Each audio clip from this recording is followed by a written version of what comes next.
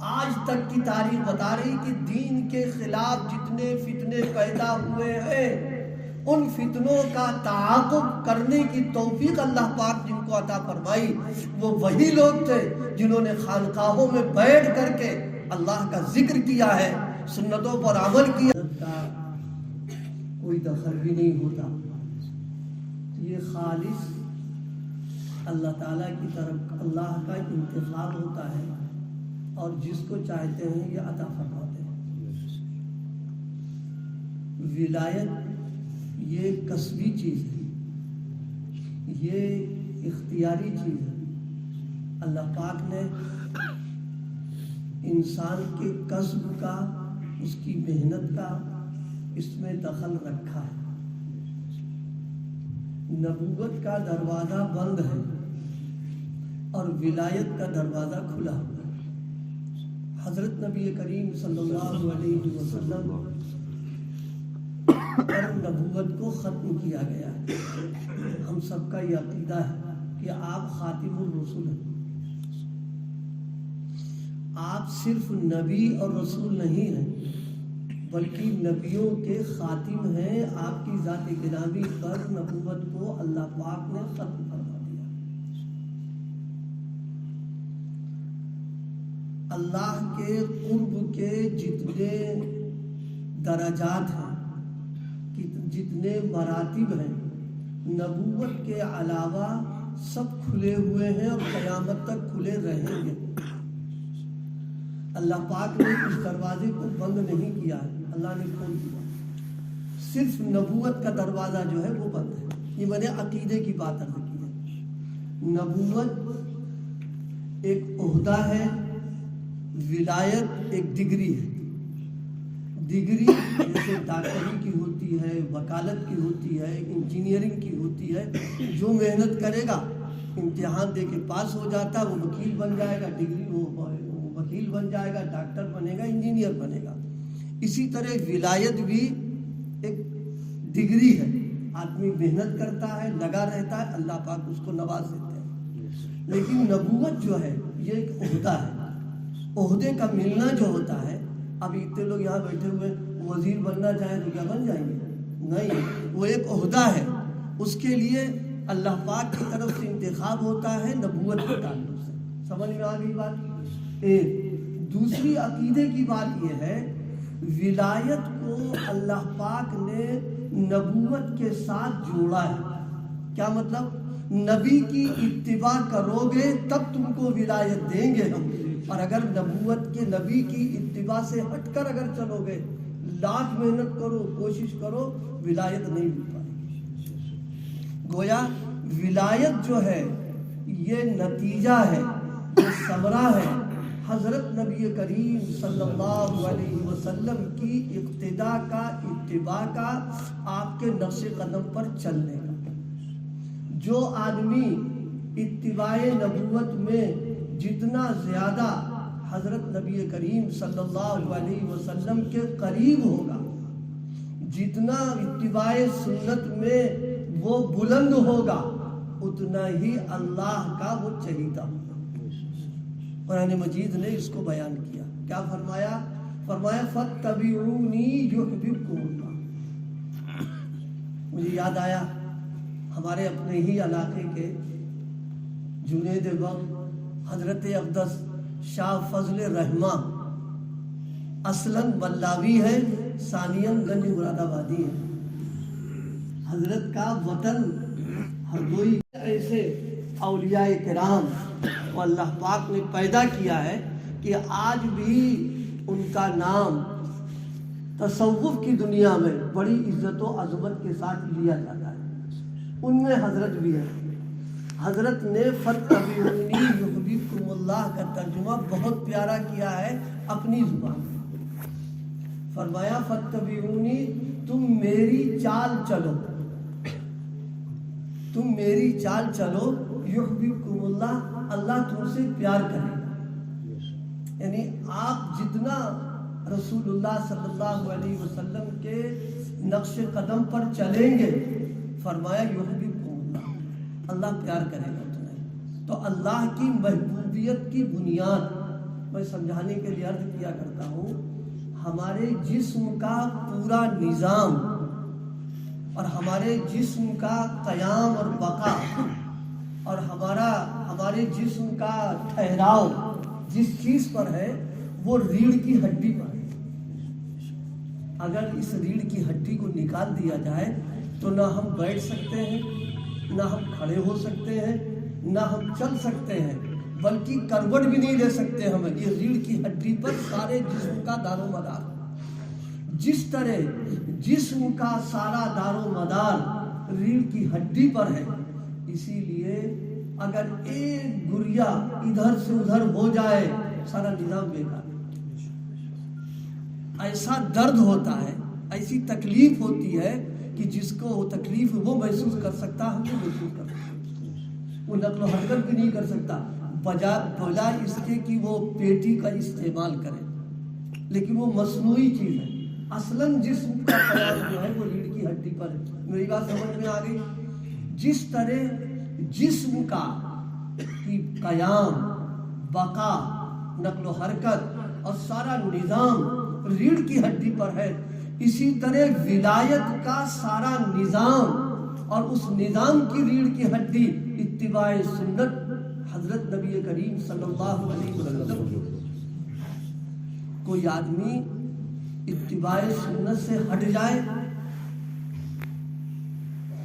وہ سب کچھ ہو جائے گا، لیکن اس کو ولایت کی ہوا نہیں مل سکتی، کیونکہ اللہ پاک نے فَاتَّبِعُونِی یُحْبِبْکُمُ اللہ میں بیان کر دیا کہ میری دوستی، میرا تعلق، میری محبوبیت، میرے یہاں منظور نظر ہونے کی شرط یہی ہے کہ میرے محبوب کی تم نقل اتارو، اور تم جتنی ان کی اداؤں کو اپنی زندگی کے اندر اتار لو گے اتنا ہی میری نظروں کے اندر تم محبوب اور چہیتے ہو جاؤ گے، اور جتنا تم ان سے دور ہو جاؤ گے دنیا تمہیں کچھ سمجھتی رہے لیکن تم اس درجے پر نہیں پہنچ سکتے۔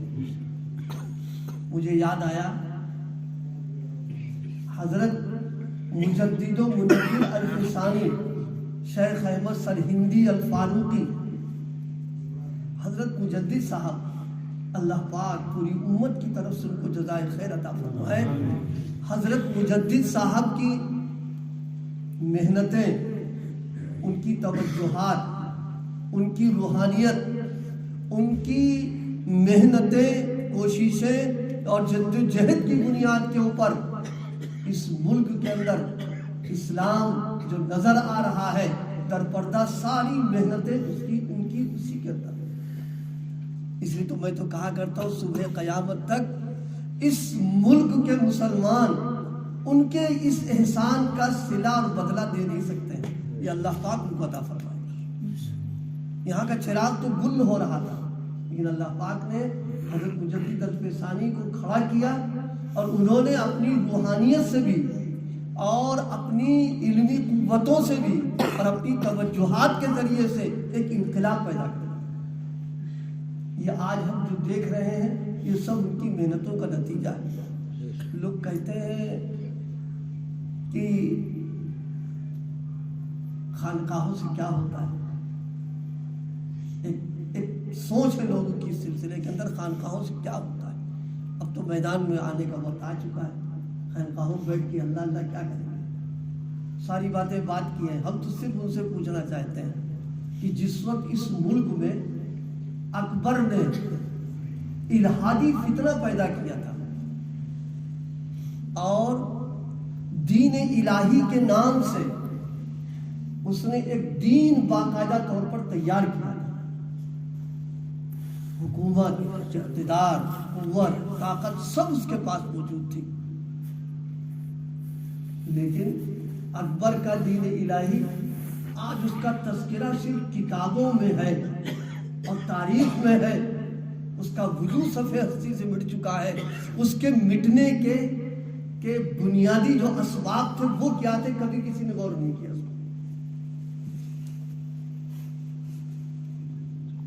اس پر کبھی سوچا نہیں۔ یہ اللہ پاک نے حضرت مجدد و منور الفسانی، اللہ پاک ان کو ہم سب کی طرف سے جزائے خیر دے، ان کی قبر کو نور سے اللہ بھر دے۔ حضرت کی توجہات تھی، माफ कीजिएगा, कोई छोटे से छोटा कुर्सी वाला हो, आप उसके सामने ऐसी बात कहने की हिम्मत नहीं कर सकते हैं जो उसके मिजाज के खिलाफ हो, जो उसके जहन के खिलाफ हो, जो उसके प्रोग्राम के खिलाफ हो। बोलना मुश्किल हो जाता आदमी के लिए, लेकिन हजरत मुजद्दिद अल-फैसानी वो शख्सियत है कि जिन्होंने हुकूमत वक्त के मुकाबले पर एलाए हक का कलमा बुलंद किया। उन्होंने सुन्नतों का चिराग जलाया और ऐसा जलाया कि दीन इलाही का चिराग बुझ गया। हजरत मुजद्दिद साहब की जो बात मैं जिक्र करना चाह रहा थी, तो उनकी एक शख्सियत थी। आप बताओ, फितनों का ताक़ुब, आज तक की तारीख बता रही कि दीन के खिलाफ जितने फितने पैदा हुए हैं, उन फितनों का ताक़ुब करने की तौफीक अल्लाह पाक जिनको अता फरमाई, वो वही लोग थे जिन्होंने खानकाहों में बैठ करके अल्लाह का जिक्र किया है, सुन्नतों पर अमल किया है, अपने सीने में इश्क इलाही की आग लगाई है। उनको अल्लाह ने इसकी तौफीक अता फरमाई। हजरत ने बहुत प्यारी बात फरमाई, मैं वो अर्ज करना चाहता हूँ। देखिए, हम लोग 2 वक्त सोते हैं, यानी वो हमारी जो बिरादरी, यानी हम मौलवियों के यहाँ 2 वक्त सोने का होता है। एक दोपहर में खाना खाने के बाद, हम है मरीज, अगर हमको सोने को न मिले तो बस हम तो बेकार एकदम, मतलब कि कोई काम ही के नहीं रह जाते। एक है बना हुआ, और एक रात में सोते हैं, रात में सारी दुनिया सोती।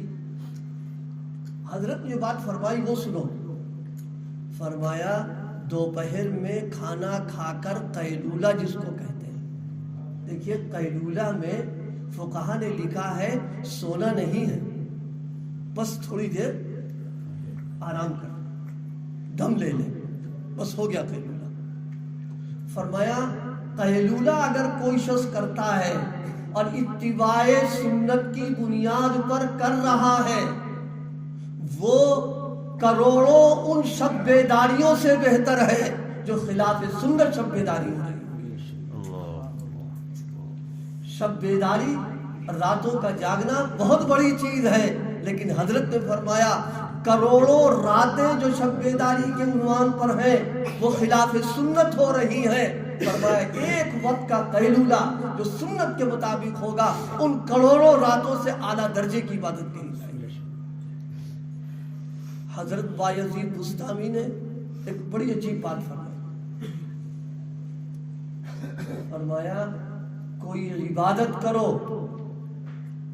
वो इबादत अगर खिलाफ सुन्नत हो गई तो वो इबादत नहीं, वो मासियत है। अल्लाह पाक पकड़ कर लेगा, तुमने मेरे महबूब के खिलाफ इबादत के नाम पर कदम उठाया, जवाब दो तुम मेरे सामने। इसलिए मुसलमानों, इस बात को जहन में रखो, सुन्नत से हटकर जो जिंदगी है वो कोई जिंदगी नहीं है। असल जिंदगी वो है जो सुन्नत को शरीयत के सांचे में ढली हुई। और विलायत का सबसे बड़ा मेयार, सबसे बड़ा थर्मामीटर और सबसे बड़ी पहचान, बार बार उलमा से सुना होगा आपने, हमारे जहन में तो ये है, जो करामतों वाला हो और जो कश्फ वाला हो, और जनाब वाला जो ऐसी बात करे जो आम आदमी नहीं होता, कहते हैं हाँ ये है अल्लाह का वली। लेकिन आप अगर मेरे ऊपर एतमाद करें तो मैं अर्ज करूं आपसे,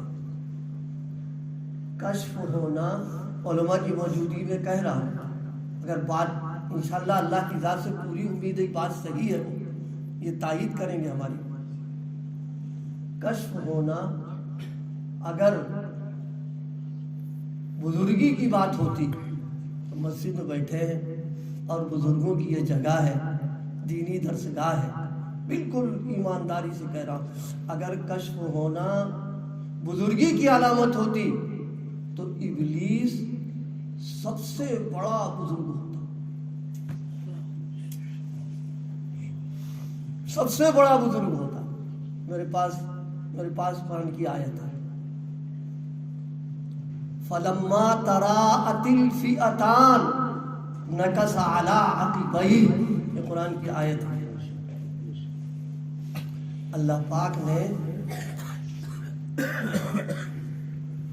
غزوہ بدر کا واقعہ بیان کیا. بدر میں دونوں جماعتیں،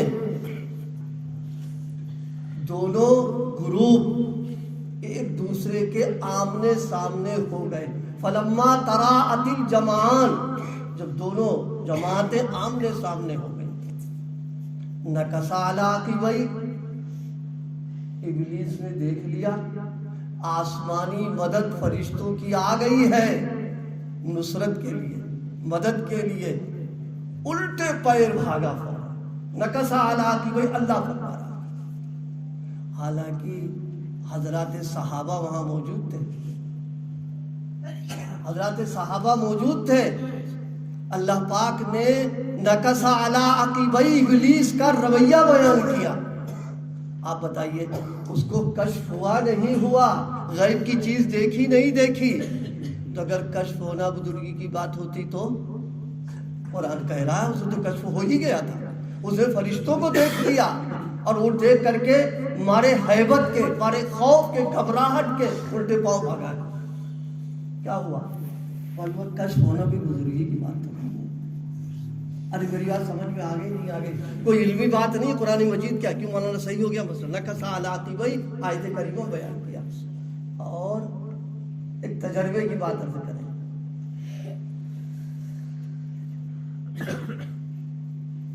قبرستان کے قریب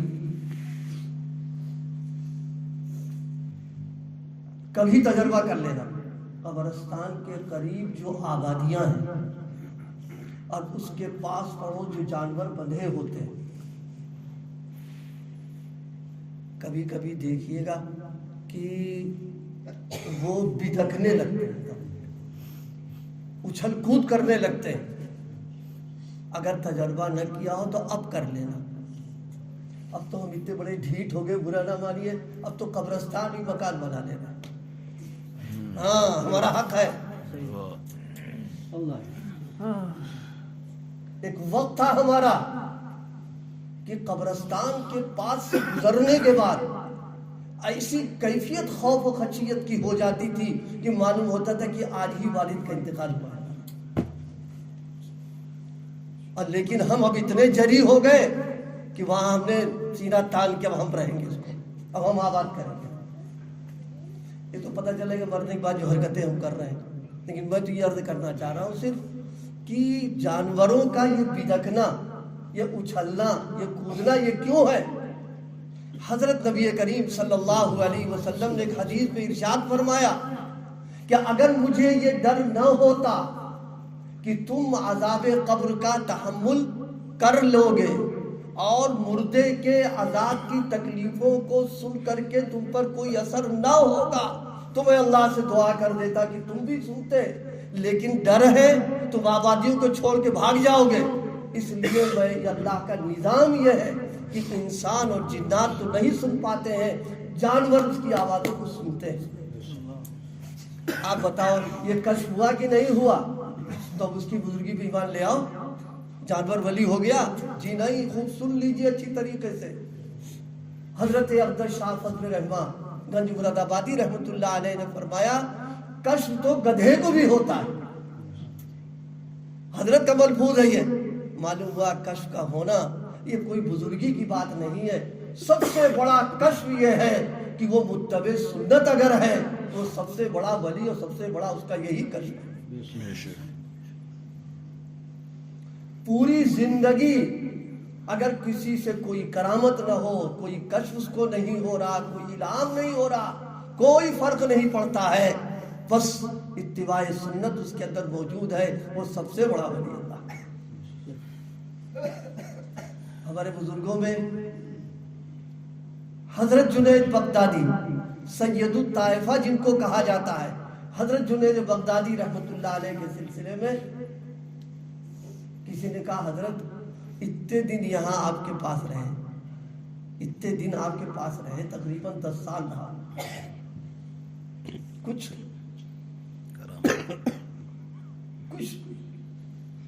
سمجھ میں نہیں آیا، مطلب کوئی فائدہ نہیں محسوس ہوا۔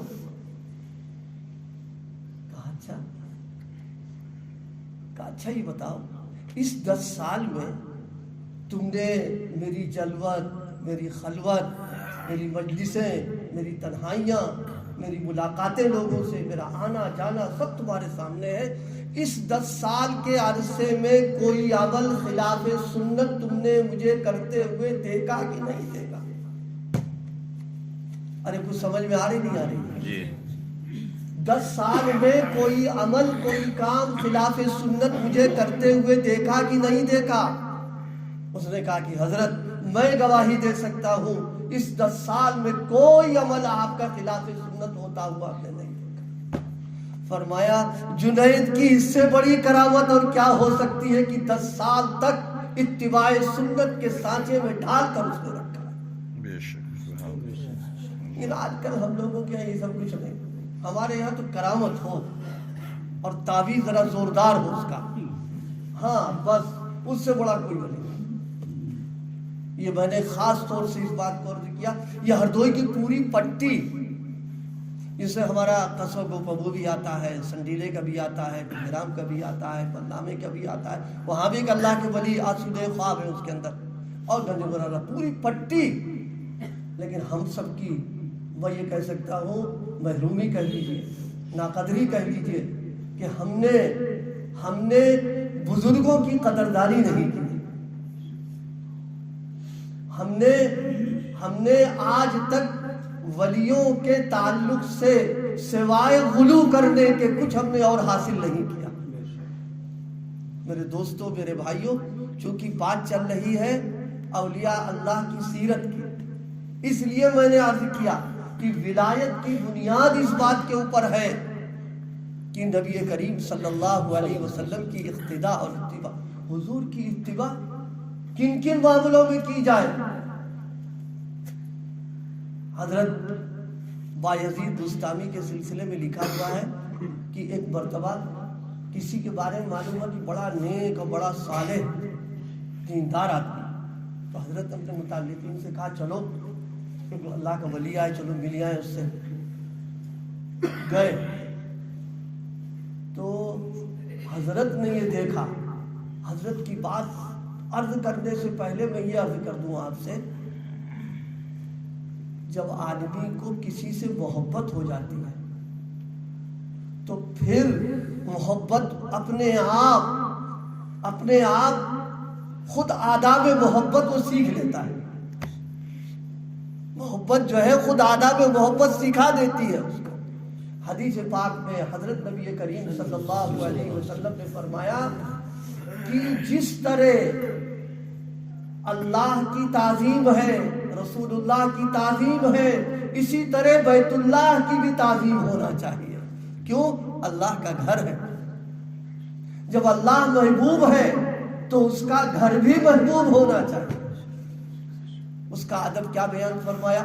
لا تستقبلوا القبلۃ ولا تستدبروها، فرمایا دیکھو بیت اللہ تمہاری نظروں کے سامنے ہو یا نہ ہو، لیکن محبت اور تعظیم کا تقاضا یہ ہے کہ بشری تقاضے کے پورا کرنے کے وقت، یعنی بول و براز میں عظمت کا تقاضا ہے کہ بیت اللہ کی طرف نہ پیٹ کے جائے نہ منہ کیا جائے۔ اتنے لوگ بیٹھے ہوئے معاف کرنا، ہمارے کتنے گھر آج بنے ہوں گے کہ فلش میں جو سیٹ رکھی گئی ہے وہ پورب پچھم ہوگی۔ کتنے گھر ہوں گے، کتنے گھر ہوں گے، ہم لوگ تجربہ ہوتا رہتا ہے۔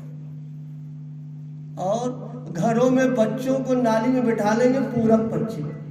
اللہ کے نبی فرماتے لا تستقبلوا القبلۃ ولا تستدبروها، قبلے کی طرف نہ پیٹھ کرنا اور نہ قبلے کی طرف منہ کرنا، اس لیے کہ احکم الحاکمین کا جو گھر ہے تمہارا رخ اسی طرف ہو رہا ہے نماز کے اندر، لہذا تم کو اس کا اہتمام کرنا ہے کہ یہ بے ادبی سخت قسم کی ہو۔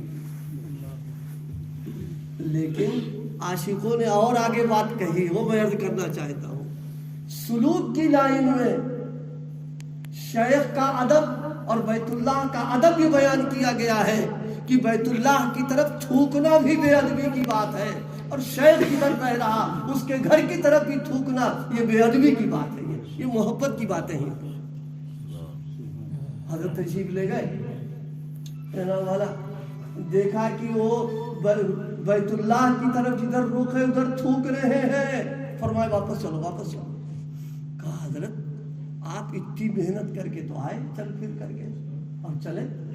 فرمایا جس آدمی کو محبت کے آداب سے واقفیت نہ ہو اور محبت کے آداب کی رعایت نہ کرے، اس کو ولایت کی ہوا کہاں سے لگ سکتی ہے؟ کیونکہ ولایت کی بنیاد تو محبت پر رکھی گئی۔ یہ میں عرض کر رہا تھا، ایک واقعہ یاد آیا۔ حضرت مجدد الفسانی نور اللہ برکتہ کا کرامت پر بتا رہا ہوں میں، اس لیے کہ ہم لوگوں کو اللہ پاک نے ایک نعمت تو بہرحال دی ہے، اس سے انکار ہے ہی نہیں۔ بزرگوں کی جوتیوں میں پلنے کی، ان کے سائے میں رہنے کی توفیق عطا فرمائی۔ بس محرومی یہ رہے کہ کچھ لے نہ پائے، ڈر لگا بھی رہتا ہے کہ اللہ پاک کل قیامت یوں پوچھ لے گا کہ تم کو اتنی بڑی تمہیں نعمت دی، تم نے کیا لیا، تو کیا جواب دے گا۔ ہم نے جن بزرگوں کو دیکھا، اور یہاں علماء تشریف فرما، انہوں نے جن بزرگوں کو دیکھا ہے یقیناً وہ میری بات کی تائید کریں گے کہ ایک ایک ولی جو ہوتا تھا رنگ الگ الگ ہے لیکن سب اتباع سنت کے سانچے میں ڈھلے ہوئے تھے۔ کسی کے ہاں جمال تھا، کسی کے ہاں جلال تھا، کسی کے ہاں محبت کے اعمال ہوا کرتے تھے، کسی کے ہاں پکڑ دھکڑ ہوتی تھی، لیکن سب اتباع سنت کے سانچے میں ڈھلے ہوئے رہا۔ حضرت مجدد الفسانی نور اللہ مرقدہ کی بلگرام والوں کو میں بزرگوں کے واقعات اس لیے سنا رہا ہوں کہ آپ کیا تو ماشاءاللہ پوری کھے بزرگوں کی، میں ان کے واقعات سناؤں گا آپ کو۔ حضرت مجدد الفسانی یہ نقش بندی سلسلے کے لوگوں میں، شاید یہ بات کم لوگوں کو پتا ہوگی کہ حضرت مجدد الفسانی کی ابتدائی جو تربیت ہوئی ہے اور سلوک جو طے کیا ہے اور اسلائی میں جو مجاہدات، جو مشقتیں برداشت کی ہیں، وہ چشتیت کے سلسلے میں تھی۔ حضرت کے والد خود چشتی سلسلے کے بہت بڑے شیخ تھے، اپنے والد کی تربیت میں رہے، پورا سلوک طے کر لیا اور والد سے اجازت ہو گئی ان کو۔ اجازت کے بعد ان کے دل میں ایک لگن اور دل میں ایک تڑپ تھی، اندر سے ایک چاہت تھی کہ نقش بندی سلسلے کا بھی وہاں اس سلسلے میں بھی لگنا چاہیے اور اس راستے سے بھی سلوک طے کرنا چاہیے۔ اس زمانے میں ایک بزرگ تھے حضرت خواجہ باقی باللہ رحمۃ اللہ تعالی علیہ۔ حضرت خواجہ باقی باللہ رحمۃ اللہ تعالی علیہ یہ باہر رہتے تھے، ملک کے باہر کے لوگوں میں تھے۔ انہوں نے خواب یہ دیکھا کہ ہندوستان کا طوطا ہوتا ہے، ہندوستان کا طوطی جو ہے میرے اس پر بیٹھا ہوا ہے، اور حضرت اس کے منہ میں اپنا لعاب ڈال رہے ہیں اور وہ حضرت کے منہ میں اپنی چونچ سے شکر ڈال رہا۔ یہ خواب دیکھ لیا، اس کی کوئی تعبیر سمجھ میں نہیں کیا ہے یہ۔ اپنے شیخ سے پوچھا کہ حضرت یہ خواب دیکھا ہے۔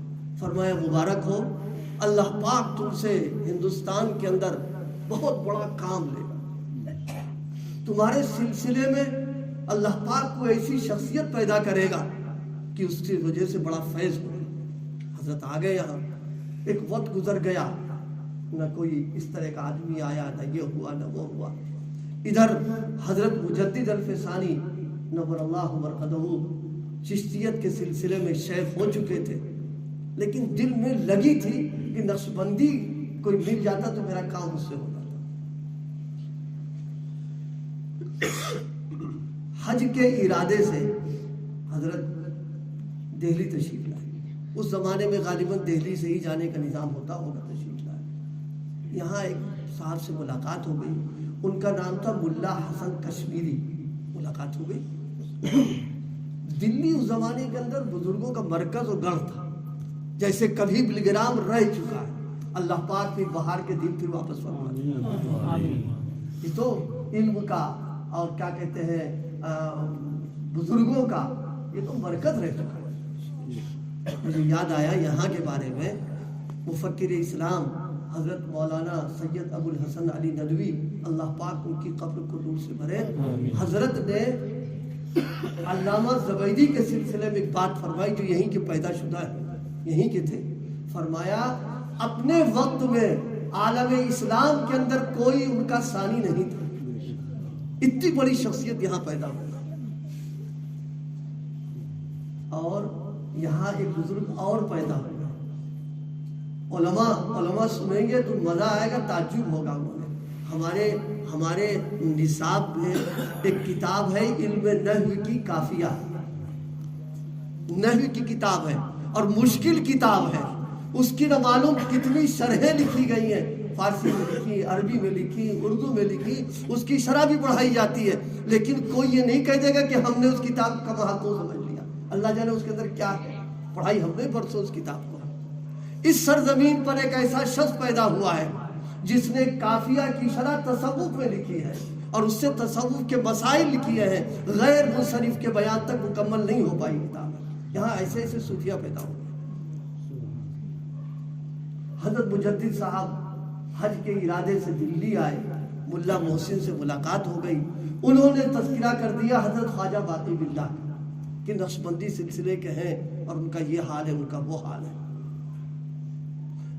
لکڑی تو سوکھی تھی ہی بلکہ سلگ رہی تھی, وہ اس میں ذرا سا تھوڑا چنگاری روشن کرنا تھی. فوراً کہا ملاۃ الحضرت کے پاس آئے تھے حج کے ارادے سے. حضرت سے ملاقات ہوئی, ایک ہی نظر میں کام بن گیا. حضرت نے فرمایا حج کا ارادہ ملتوی کر دو, کچھ دن رہو میرے پاس, کچھ دن رہو. حضرت کے پاس رہے.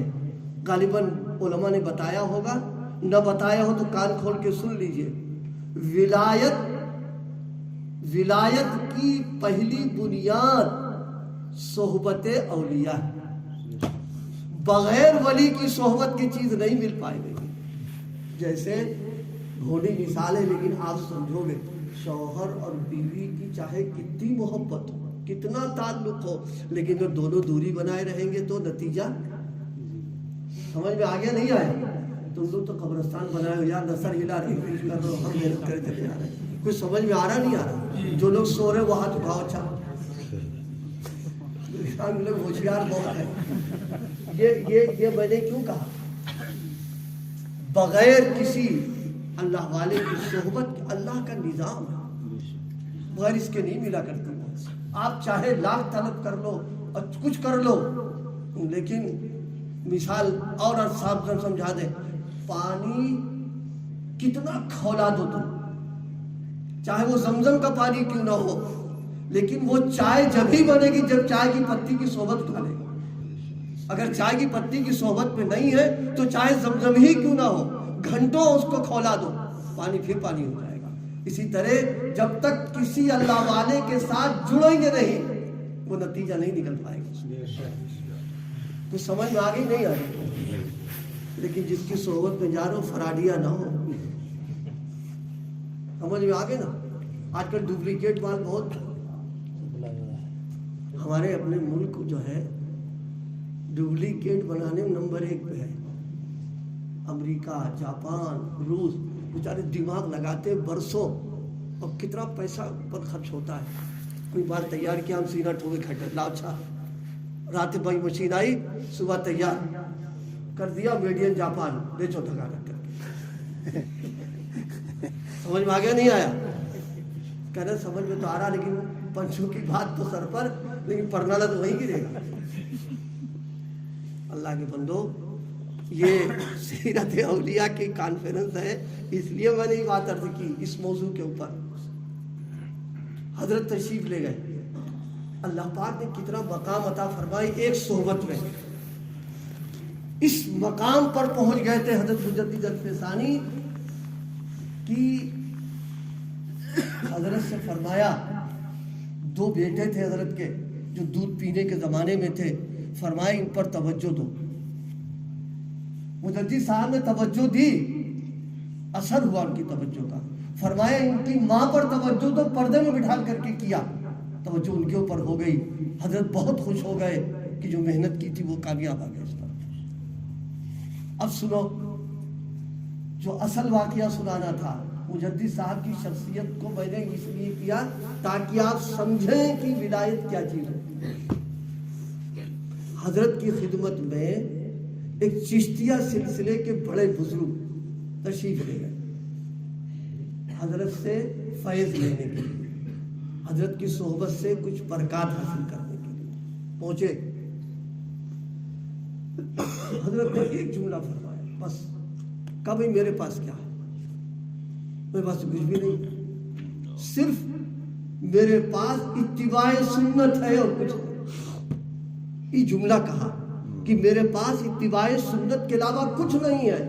تاریخ میں لکھا ہوا ہے یہ جملہ حضرت نے ایسے درد سے فرمایا کہ ان پر کیفیت پیدا ہو گئی، ایک دم وجد کی کیفیت آ گئی۔ ان چشتی جو بزرگ آئے ہوئے تھے اور ان کی روحانیت کی بنیاد پر پورا سرہند ہلنے لگا، پورا سرہند ہلنے لگا۔ حضرت خانقاہ میں حضرت کے لوگ دیکھ رہے ہیں، حضرت بھی دیکھ رہے ہیں کہ ان کی کرامت کی پورا سرہند ہل رہا ہے۔ بلگنام والوں کے منہ میں تو پانی آ گیا ہوگا کہ ایسا کوئی ولی مل جائے تو کام ہی بن جائے گا۔ ہاں لوگ کہتے ہیں ویسے ہی مل جائے مولانا بس چھٹی ہو جائے، کچھ کرنا دھرنا نہ، بڑے پاپڑ بیلنا پڑتے ہیں۔ وہ تذکرہ اس کا نہیں کرنا چاہ رہا ہوں، اتنے پاپڑ بیلنا پڑتے ہیں کہ آدمی کی 14 طبق روشن ہوتے تب ملتی ہے۔ ہاں ہم تو کہا کرتے ہیں کوئی مالدار آدمی کہیں کبھی اس سے پوچھو تم اس مالداری پہ کیسے پہنچ گئے، کوئی نہیں مالدار بتائے گا ملک پیٹ سے لے کے آ گیا تھا، وہ کہے گا بہت پاپڑ بیلنا پڑے، ہم نے بیلا، ہمارے آبا اجداد نے محنتیں کی ہیں، دھوپ کو دھوپ نہیں سمجھا، گرمی کو گرمی نہیں سمجھا، برسات کو برسات نہیں سمجھا، بہت جھیلی مشقتیں تب اس پر آئے گا۔ جب ایک دنیا جس کی کوئی اوقات نہیں ہے اس کے لیے ہزاروں لاکھوں پاپڑ بیلنا پڑتے ہیں، اللہ کی ولایت کے لیے یوں ہی مل جائے گا؟ بہت پاپڑ بیلنا پڑتے ہیں تب جا کے اللہ نوازتا۔ لیکن ایک بات مسجد میں بیٹھ کر کر رہا ہوں، دنیا کی تاریخ ہی بتا رہی ہے آج تک دنیاوی اعتبار سے کوئی بھی کاروبار ہو، کروڑوں لوگ اس کاروبار میں مال اور محنت لگانے کے باوجود ناکام ہو گئے ہیں، لیکن ولایت کے راستے پر جس نے بھی قدم اٹھایا ہے آج تک کوئی محروم نہیں رہا ہے، اللہ پاک اس کو نوازا ہے۔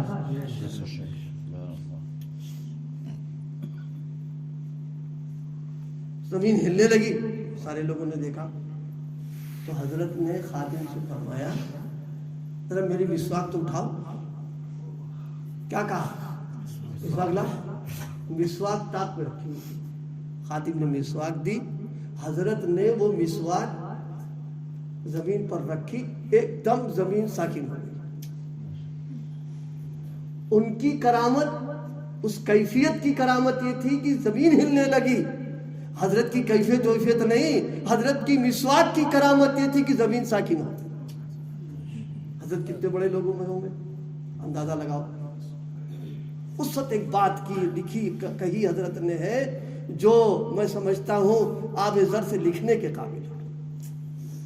حضرت نے ان سے فرمایا کہ تمہاری کرامت سے زمین ہلنے لگی اور میری کرامت سے انشاءاللہ مردے زندہ ہو جائیں گے، لیکن ایک بات سنو، میری اور تمہاری اس کرامت سے لاکھ درجے بہتر ہے کہ سنت کے مطابق ایک مرتبہ مسواک کر لی۔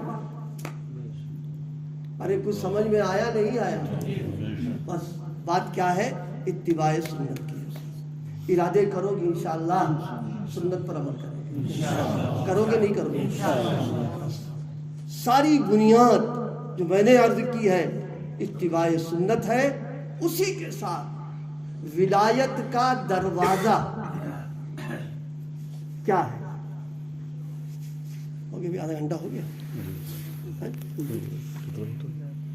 43 منٹ نہیں سویلات ہو گیا، بس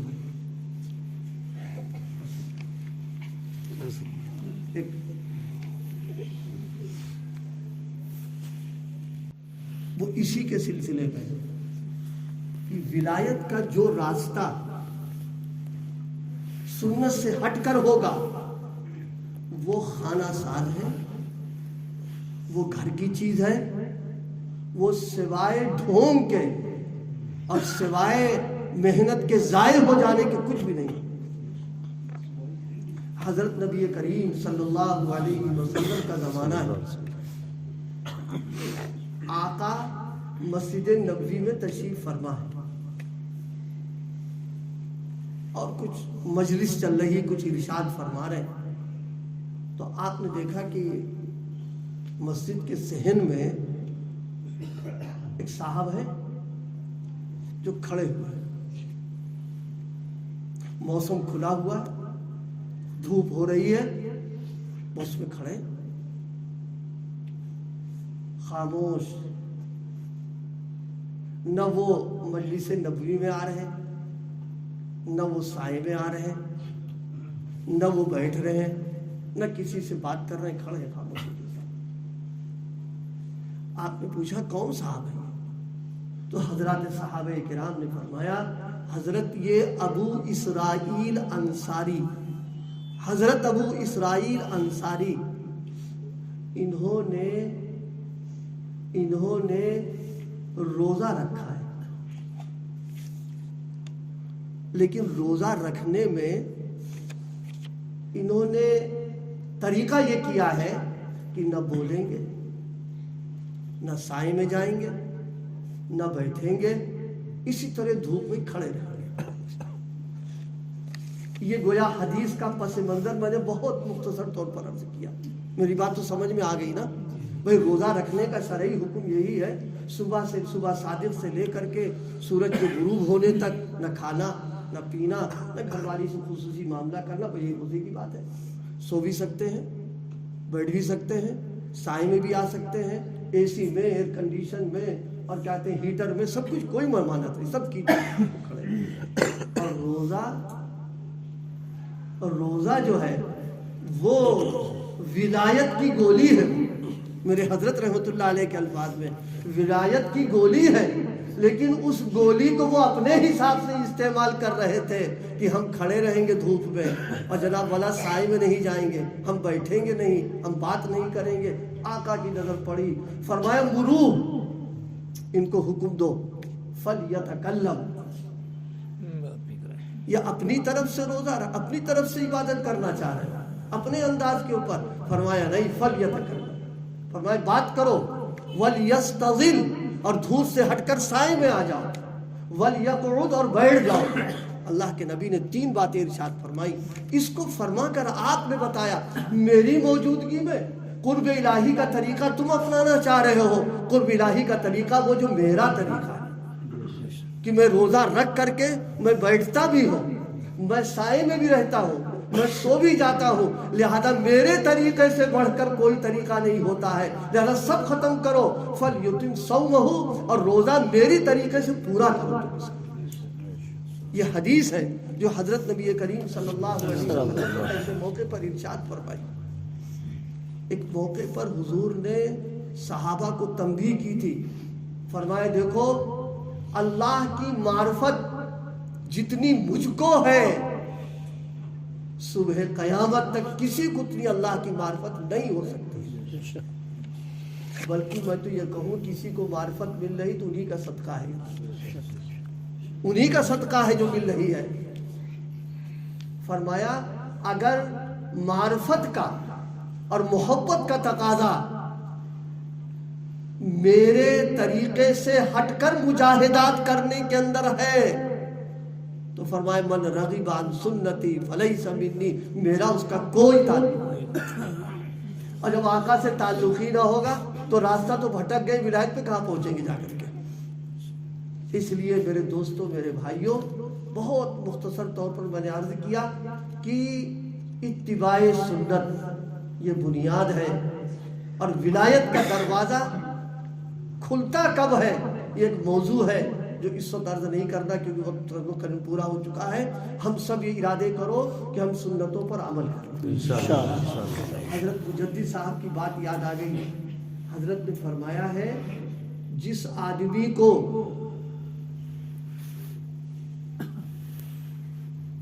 उसको मैं समझाने के लिए अर्ज कर दूं, जैसे मैं खुद मरीज हूं नज़ले का, जिसको जितना ज्यादा जुकाम और नज़ला होगा उतना ही उसकी कुव्वते शामा बेकार हो जाएगी।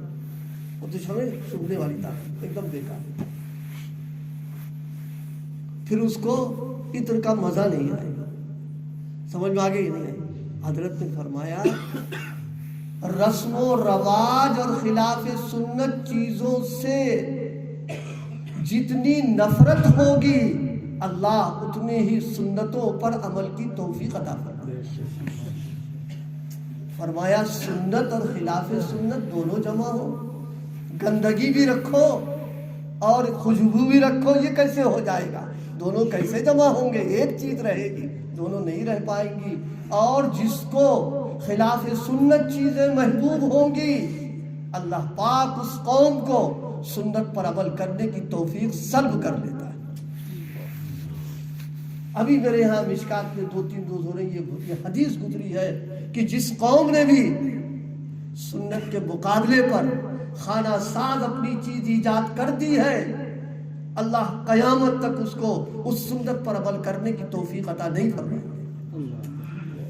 हम समझते हैं कि जो जी चाहे हम करते रहे और जिस अंदाज के ऊपर चाहे हम चलते रहे, जी नहीं, एक डगर पर चलना पड़ेगा और वो सिर्फ सुन्नतों का। ये बात नोट कर लो, अच्छी तरह दिल में महफूज कर लो, इस रास्ते में किसी को कुछ भी मिला है वो सिर्फ इत्तबाए सुन्नत की बुनियाद पर मिला है, और सुन्नतों से बगावत करने के बाद में उसे कुछ नहीं मिला, चाहे दुनिया कितनी कमा ले, लेकिन अल्लाह की नजरों में 2 कौड़ी का रह जाता है जाकर। इसलिए मेरे दोस्तों, मेरे भाइयों, अल्लाह पाक हम सबको सुन्नतों पर अमल के लिए कबूल फरमाए, सुन्नतों का इश्क दे दे, सुन्नतों की मोहब्बत दे दे, खिलाफ सुन्नत से नफरत पैदा फरमा दे, नफरत पैदा फरमा दे। मेरे हजरत की बात लंबी हो जाती है।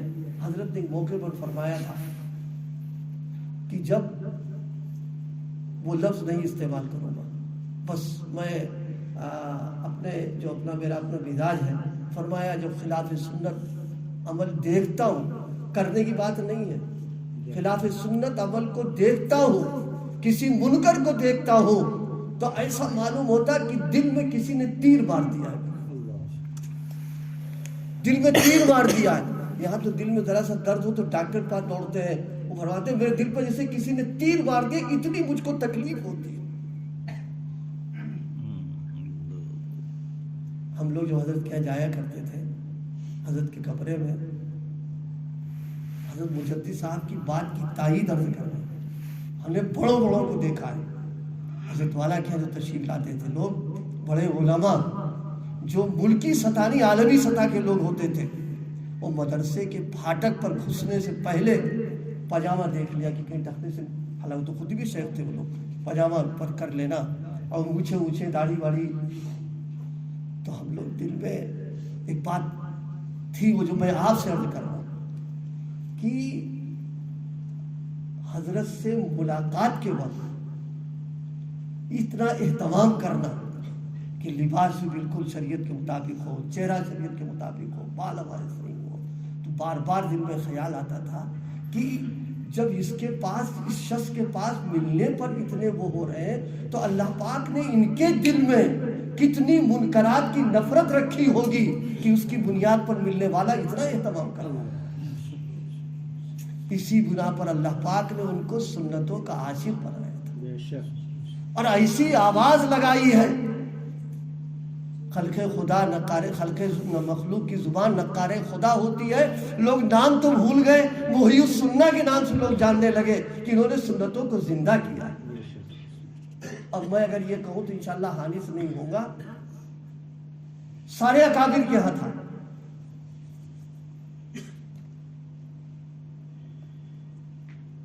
हजरत हुज्जतुल इस्लाम हजरत मौलाना मोहम्मद कासिम साहब नानोतवी नबरुल्लाह कैसे सुन्नतों के लोग आशिक कैसे थे। जंग आज़ादी के मौके पर हजरत के नाम वारंट है, हजरत एक जगह अपने रुपोश हो गए, ظاہر انگریزوں کا دور تھا، اور جو مجرمین تھے ان کا کیا حشر ہوا اس کو بیان بالکل نہیں کرنا، یہ موضوع بھی نہیں ہے، لیکن ایسے خطرے کے موقع پر جب جان کا خطرہ تھا، اتباع سنت چھوڑنے کو تیار نہیں تھا۔ جی ہاں، اتباع سنت نہیں چھوڑا انہوں نے۔ وہ کیا؟ وہ یہ کہ جہاں روپوش تھے حضرت 3 دن ہو گئے، تیسرے دن باہر آئے۔ لوگوں نے کہا حضرت جان کا خطرہ، کیا کر رہے ہیں آپ؟ روپوش رہیے آپ۔ بڑے پیاری بات فرمائی، کہا میرے آقا نے جب ہجرت کی تھی تو غار میں 3 ہی دن روپوش رہے تھے، لہذا سنت پر عمل کرنے کے بعد اب باہر آ گئے ہیں۔ سبحان اللہ۔